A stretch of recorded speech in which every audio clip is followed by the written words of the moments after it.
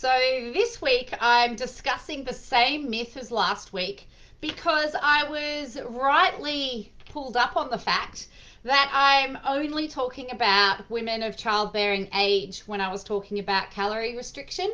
So today we're going to talk about calorie restrictive diets and postmenopausal women. And I'm going to start with the fact that whilst a postmenopausal woman's hormones have sort of stabilized to a certain degree, it doesn't it's not that they don't have hormones. They still have hormones, they're just different. Okay, and it's for that reason that calorie restrictive diets affect postmenopausal women really differently than they do a menstruating woman. So let's start with the government guidelines.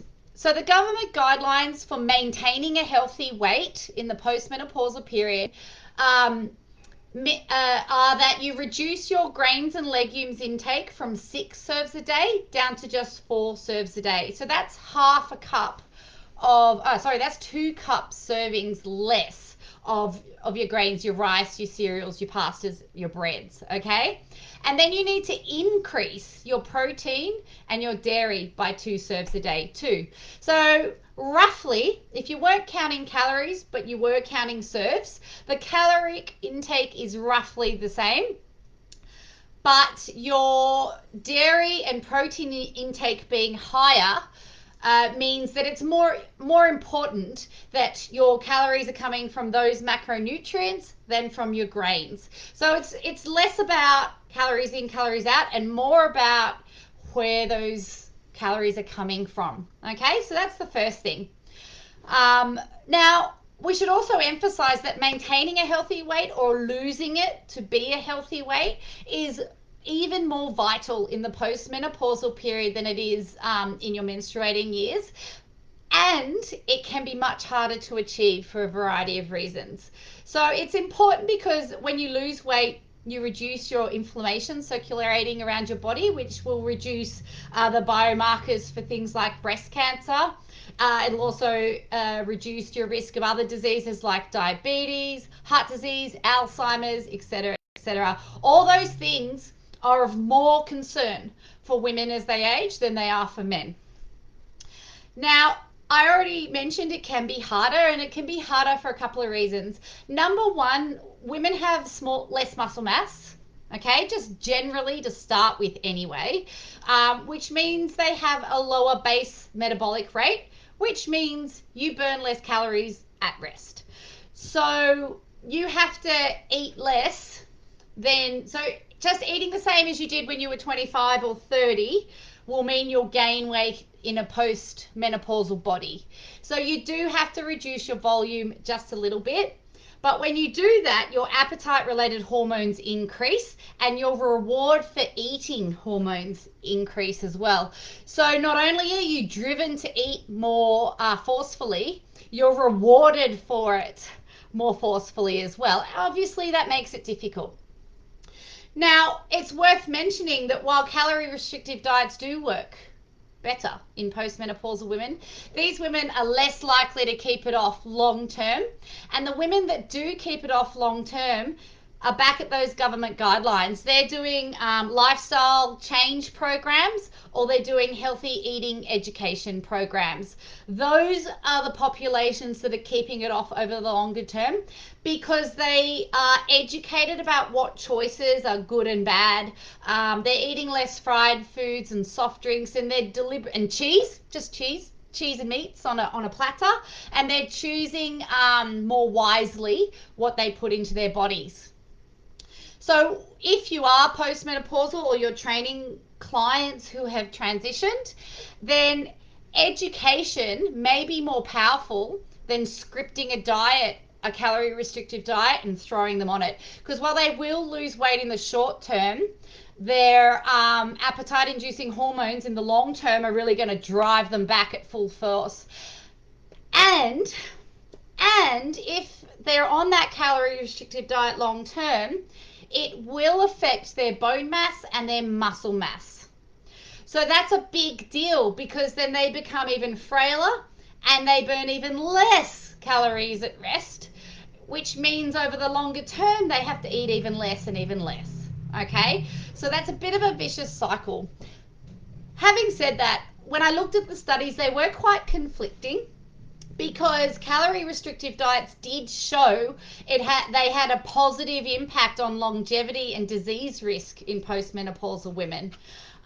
It showed it inhibits what's called the mTOR pathway, which is involved in several illnesses, including Alzheimer's disease, heart disease, cancer, type 2 diabetes, etc. But with that bone and muscle mass loss, that it's not a non-starter, but the calorie restricted diets have to be very well thought out, and so I wouldn't be writing them as a personal trainer. For you, I would be seeking a nutritionist or naturopath to work with to make sure my clients were losing that weight in a healthy way. So the moral of the story is short-term calorie restrictive diets are probably okay in postmenopausal women, but they should be accompanied by things that build muscle and bone mass. So you have to increase the protein, which the government is telling us to do anyway. And think protein beyond red meat. Okay, think birds, fish, shellfish, legumes, like all the different things. If you can think of 7 different sources of eggs protein from 7 different animals and like vegetables and whatever, then you can have something different every day of the week. That is the goal. You need to up your calcium. And again, calcium, the richest source is not cow's milk. You're also thinking, you've got to be thinking wider variety than that. Think goats. Think goats actually have great protein as well. Buffaloes. Think fish, salmon with the bones in it, even better. Okay, and more and more and more. So just Google that now if you're not sure. Plyometric loading, as long as it's done in a pelvic healthy way. So if you're a personal trainer and you want to load those bones of your postmenopausal women, great, but you must have a solid pelvic health education and preferably also be working with a pelvic physio, because you cannot see the form of their pelvic floor. You cannot see if it's working well, and because you're loading it with impact, you need to be careful. And if you're a person, not a trainer, and you want to load your pelvic floor, get it checked first, and only load plyometrically. So that's like box jumps, running, skipping, burpees. Only load plyometrically if you don't have any contraindications like osteoporosis, and if you do, check with your doctor what's appropriate. Heavy weights, and I mean heavy, this is my last tip. So heavy you cannot physically lift more than 6 reps. Again, it has to be done in a pelvic health safe way. So if you're a woman, a postmenopausal woman, get your pelvic floor checked by a pelvic health physio.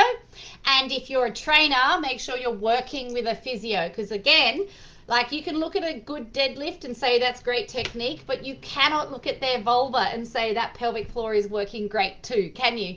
So your pelvic health physio is your eyes on the inside. And when you have that reassurance, then you go for it. Heavy weights. Maybe not tomorrow, build up to it, but that is a great way of maintaining bone and muscle mass while they calorie restrict. So if you have any questions, make sure to direct message me like the girl did last week, and we'll have another healthy discussion about it. I'll talk to you again on Monday.